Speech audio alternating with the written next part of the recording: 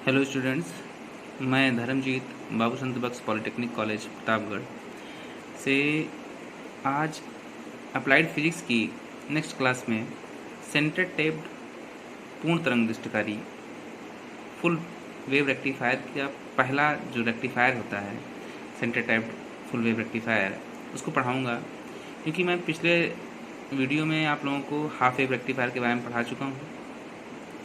देखिए, centre tapped full wave rectifier या full wave rectifier को हम क्यों पढ़ते हैं, क्यों जानते हैं, इसको क्यों सबसे ज़्यादा यूज़ करते हैं? क्योंकि हाफ वेव रेक्टिफायर हमारी सिर्फ एसी सप्लाई की धनात्मक सप्लाई को ही आउटपुट में कन्वर्ट करता था और ऋणात्मक जो साइकिल थी हमारी, जो नेगेटिव हाफ साइकिल होती थी, उसको कट ऑफ कर देता था, जिससे कि जो हमारा स्पंद प्राप्त होता था वो बहुत ही डिले, बहुत ही ज़्यादा उसमें गैप होते थे।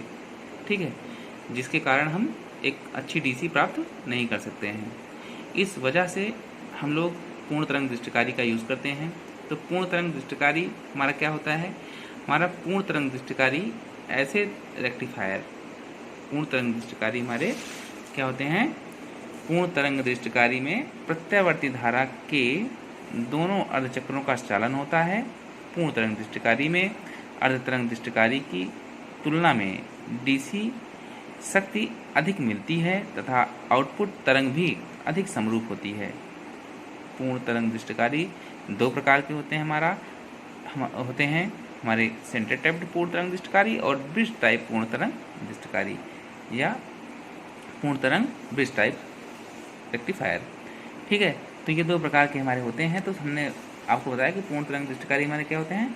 ऐसे रेक्टिफायर या ऐसे दृष्टिकारी जिनमें हम एसी सप्लाई की दोनों तरंगों को आउटपुट पर प्राप्त करते हैं, वो हमारे क्या कहलाते हैं? पूर्ण तरंग दृष्टिकारी कहलाते हैं। तो पूर्ण तरंग दृष्टिकारी में सबसे पहला हमारा है सेंटर टैप्ड पूर्ण तरंग दृष्टिकारी, centre tapped full wave rectifier. तो इसकी सर्किट डायग्राम आप देखिए। इसमें हम दो डायोडों को यूज़ करते हैं। अर्ध तरंग दृष्टिकारी में हम सिर्फ एक डायोड का यूज़ करते थे, तो दो डायोड इसमें यूज़ किए गए हैं, D1 तथा D2। और इसमें जो लोड हम लेते हैं वो सेंटर टैप ट्रांसफार्मर, यहाँ पर हम सेंटर टैप ट्रांसफार्मर का यूज़ करते हैं, जिसमें हम लोड को सेंट्रली ट्रैप्ड कर देते हैं। ये देखिए, सेंट्रली टेप्ड किया गया ये इसको जोड़ा गया है, सेंटर में टेप्ड किया गया है। सेंटर टैप्ड ट्रांसफार्मर की एक विशेष बात क्या होती है, आप लोग जान लीजिए। सेंटर टैप्ड ट्रांसफार्मर की एक विशेष बात ये होती है कि जहाँ जिस मध्य बिंदु पर इसे टेप्ड किया जाता है उसके हाफ पर जो भी हमारी वोल्टता होती है वही उसके दूसरे हाफ पर भी उसी की वोल्टता या धारा का मान सेम होता है, बराबर होता है। अर्थात E1 = E2 होता है और I1 = I2 होता है। ठीक है, तो ये लोड हमारा जो जोड़ा गया है इसको सेंटर में टेप्ड किया गया है और इसकी ये प्राइमरी वाइंडिंग है, ये सेकेंडरी वाइंडिंग है। तो आप देखेंगे कि जब हमारा S1 पॉजिटिव होगा तो बिंदु हमारा S2 B के सापेक्ष निगेटिव होगा और ये हमारा S1 हमारा पॉजिटिव होगा। ठीक है, और दूसरी निगेटिव हाफ साइकिल के लिए S2 हमारा पॉजिटिव होगा तो S1 हमारा निगेटिव होगा। ठीक है, तो इसके दोनों एनोड हमारे जुड़े हुए हैं, दोनों तरफ एनोड यहाँ पर भी जुड़ा हुआ है इसके S1 से और S2 के एनोड यहाँ पर भी जुड़ा हुआ है। और लोड जो धारा जाएगी हमारी वो कुछ इस भांति जाएगी। चल ही रही है, आप देखिए, कुछ इस भांति धारा का डायरेक्शन होगा वो इस भांति होगा और यहाँ से इस भांति होगा, इस तरह होगा, अर्थात बिंदु A से B की ओर। आप देखिए कि डायोड D1 हमारा भी कंडक्ट करेगा, तब भी जो धारा का बहाव होगा वो बिंदु A से B की ओर जा रहा है, और जब D2 भी कंडक्ट करेगा तब भी धारा का बहाव हमारा A से B की तरफ प्राप्त होगा। अर्थात जो भी धारा का जो आउटपुट प्राप्त होगा वो हमारा यूनिडायरेक्शनल प्राप्त होगा। एक ही से B की ओर बहेगी तो धारा का जो हमारा जो दिशा है, हमारी कौन सी दिशा है? यूनिडायरेक्शनल है, एक दिशीय है। ठीक है, तो इसको आप देखिए। तो इसके हम सबसे पहले आपकी जो है संरचना पढ़ लेते हैं इसकी। तो संरचना में आप देखिए कि centre tapped full wave rectifier परिपथ में एक सेंटर टैप ट्रांसफार्मर का उपयोग किया जाता है एवं दो डायोड D1 एवं D2 का प्रयोग किया जाता है, जिनके एनोड ट्रांसफार्मर के सेकेंडरी वाइंडिंग से जुड़े होते हैं। तो ये इसकी सिंपल सी संरचना है। संरचना के बारे में हम जान लिए हैं। अब इसके बाद आते हैं हम इसकी कार्यविधि पर। तो कार्यविधि में पहली कंडीशन हमारी क्या है?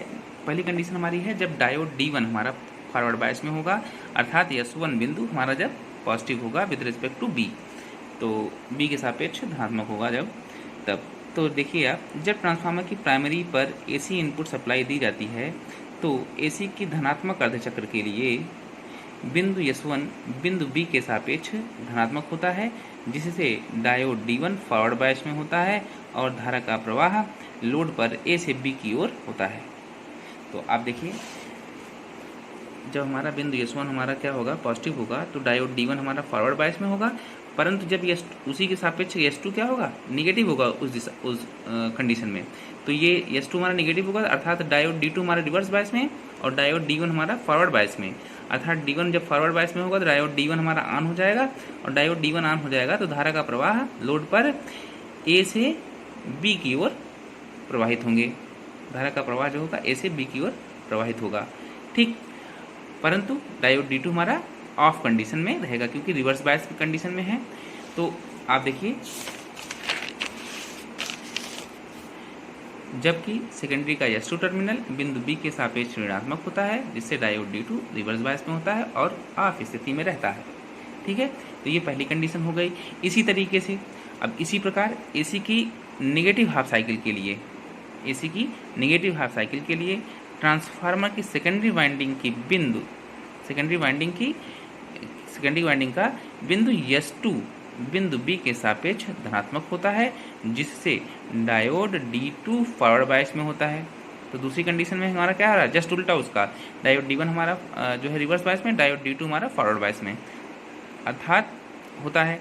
धारा लोड पर पुनः, धारा दो बार हो गया है धारा, तो धारा लोड पर पुनः AB दिशा में बहती है और बिंदु S1 बिंदु B के सापेक्ष नेगेटिव होता है, जिससे डायोड D1 रिवर्स बायस में होता है और कोई धारा प्रवाहित नहीं होती।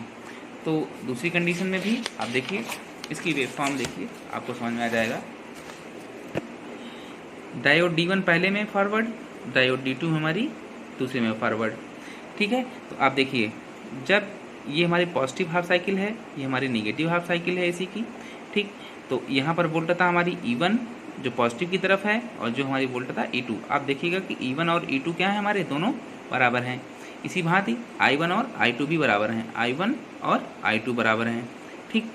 तो आप देखिए कि जब धनात्मक अर्धचक्र, ये हमारा धनात्मक अर्धचक्र है और ये हमारा ऋणात्मक अर्धचक्र है, ये हमारा धनात्मक और ये हमारा ऋणात्मक, फिर ये धनात्मक, फिर ये ऋणात्मक, फिर ये धनात्मक, फिर ये ऋणात्मक, ठीक है। तो आप देखिए क्या है कि धनात्मक अर्धचक्र पर हमारा S1 पॉजिटिव था, तो डायोड D1 हमारा कंडक्ट कर रहा था। फिर नेगेटिव पर S2 हमारा पॉजिटिव था, तो डायोड D2, फिर डायोड D1, फिर डायोड D2, फिर डायोड D1, फिर डायोड D2, अर्थात पॉजिटिव के लिए D1 और नेगेटिव के लिए D2, पॉजिटिव के लिए D1 और नेगेटिव के लिए D2। तो यहाँ पर जो आउटपुट हमको प्राप्त हो रही है वो क्या प्राप्त हो रही है? एक दिशीय प्राप्त हो रही है, एक दिशीय आउटपुट प्राप्त हो रही है, जिसकी वजह से हम यह कह सकते हैं कि यह एक हमारी क्या है? DC स्पंद प्राप्त हो रही है। आउटपुट पर एक DC स्पंद प्राप्त हो रही है, जिसे हम फिल्टर करके एक पूर्ण DC प्राप्ति की जा सकती है, ठीक है। तो यहाँ पर जो धारा का प्रवाह हो रहा है वो बार बार किस दिशा में हो रहा है? A से B की ओर। अतः यहाँ पर आप देख लीजिए, अतः उपरोक्त कथन से स्पष्ट है कि दोनों हाफ साइकिल के लिए लोड से करंट एक ही दिशा अर्थात A से B की तरफ में फ्लो करती है, अतः एक DC स्पंद प्राप्त होती है। अतः ये परिपथ एक रेक्टिफायर की भांति कार्य कर रहा है, ठीक। तो यह एक जो है हमारा सेंटर टैप रेक्टिफायर हमारा इसी भांति कार्य करता है। तो आप इसको याद करने के लिए आप देखिएगा कि बिंदु S1 पहली बार में पॉजिटिव, फिर दूसरी बार में नेगेटिव के लिए, नेगेटिव हाफ साइकिल के लिए S2 पॉजिटिव, ठीक। तो यह जो हमारी है क्रिया बार बार रिपीट करेगी और हमको जो आउटपुट मिलेगा ये प्राप्त होगा। तो हमको साइकिल जो हमारी जो बनी हुई है इसको और जो हमारी ये सर्किट जो बनी हुई है दोनों को अच्छे तरीके से याद कर लेना है। इसकी सहायता से हम अच्छी तरीके से इसको हम लिख सकते हैं। ठीक। और नेक्स्ट वीडियो में हम आपको जो bridge type full wave rectifier है उसको पढ़ाएंगे, तो इसको अच्छे से तैयार करिए। हम आगे के वीडियो में मिलते हैं।